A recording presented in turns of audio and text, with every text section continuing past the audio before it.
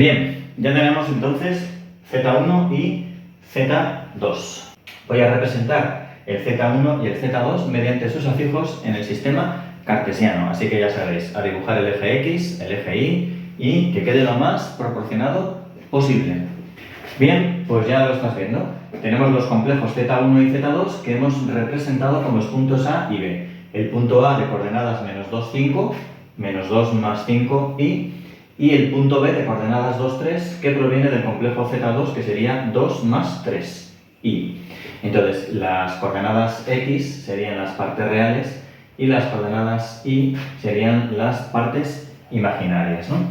Bueno, el problema nos dice que tenemos que formar un triángulo, tenemos que tener 3 puntos, un triángulo tiene 3 vértices y el triángulo que sale tiene que ser un triángulo rectángulo isósceles, sería como una escuadra. Una escuadra, la escuadra que manejan los alumnos para hacer su dibujo lineal, pues tiene un ángulo de 90 grados y además los dos catetos miden lo mismo, así que sería un triángulo isósceles. Bueno, ¿dónde tenemos el ángulo recto en ese triángulo isósceles? Pues el problema nos dice que en el afijo del complejo que tiene mayor componente imaginaria. Z1 tiene una componente imaginaria mayor que Z2, porque 5 es mayor que 3. Así que el punto A, que es el afijo de Z1, va a ser justamente el vértice en el que tenemos el ángulo recto. Por lo tanto, este sería un lado del triángulo y formando 90 grados vamos a tener que tener el otro. Pero ojo porque tenemos dos soluciones, ya que podemos irnos hacia acá o hacia acá. El asunto es cómo encontramos ese tercer punto. Pues muy fácil. Nosotros sabemos que si tenemos un vector, por ejemplo el vector 7, 2, si yo invierto el orden de sus componentes y a una de ellas la cambio el signo, me va a salir un vector perpendicular a este y además con el mismo módulo. Sale un vector perpendicular porque el producto escalar es 0. 7 por 2, 14, 2 por menos 7 es menos 14 y 14 menos 14 es 0. Bueno, esto es algo que ya se ve, que se aprende pues igual en cuarto de eso o en tercero de eso, ¿no? Entonces yo lo que puedo hacer es encontrar, pues por ejemplo, el vector AC, si el tercer vértice le denominamos con la letra C. Entonces, si yo tengo el vector AB, puedo encontrar el vector AC, que va a ser perpendicular y además con el mismo módulo. Entonces, ¿cuál es el vector AB?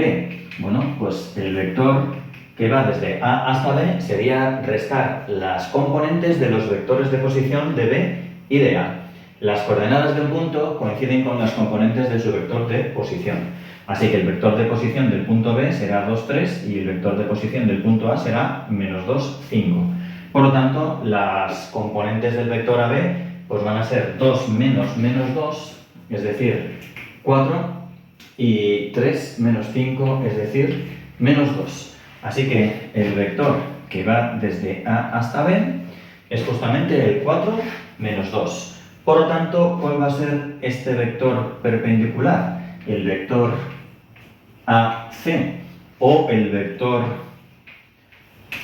AC', puesto que vamos a tener dos. Pues lo que tenemos que hacer es intercambiar las coordenadas, las componentes del vector, -2, 4, y a una de ellas pues cambiarles el signo. Vamos a fijarnos que este vector va a tener las dos componentes positivas, así que el vector AC pues va a ser el 2, 4. Intercambiamos y el -2 lo ponemos como +2. ¿Y cuál va a ser AC'?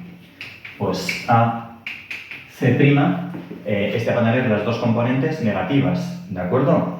Así y así. Con lo cual intercambiamos, el 4 menos 2 lo ponemos como -2, 4 y es ahora al 4 al que le cambiamos el signo. Bien, si tenemos un punto A y el vector que va desde A hasta C, podemos encontrar ese punto C, porque va a pasar algo parecido a lo que hemos hecho para encontrar el vector AB.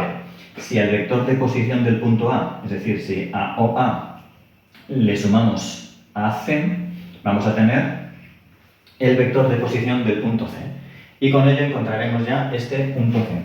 Como me quedo ya sin espacio, pero yo creo que la explicación está clara, pues me voy a poner simplemente, voy a limitarme a poner simplemente pues lo que serían ya las coordenadas del punto C, que, repito, serían las componentes del vector de posición del punto A que van a coincidir con sus coordenadas, es decir, menos 2, 5, y al menos 2, 5 le voy a sumar las componentes de AC, que es 2, 4. Así que tenemos que menos 2 y 2 es 0, y 5 y 4 es 9.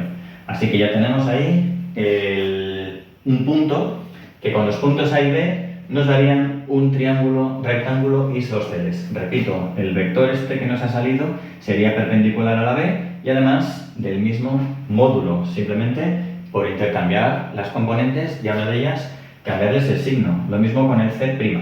Bien, este punto C, el 0,9, será el afijo de este número complejo, que va a ser justamente el Z3. ¿De qué número complejo? Bueno, pues parte real 0 y parte imaginaria 9. Así que va a ser 9i. Esta sería entonces una colección, una terna de números complejos que cumplen los requerimientos del problema. Pero tenemos aquí otra segunda solución. Entonces, si al vector de posición del punto A, que va a tener por componentes menos 2, 5, le sumamos a C', que lo tenemos aquí, tendremos otra solución de este problema. Otro punto que también nos da un triángulo rectángulo en A y que también va a ser isósceles. Así que al menos 2, 5 le sumamos el menos 2, menos 4. Y esto nos dará menos 4, 1.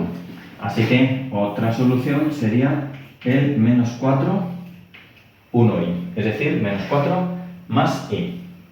Y esto es el ejercicio. Hasta el próximo vídeo.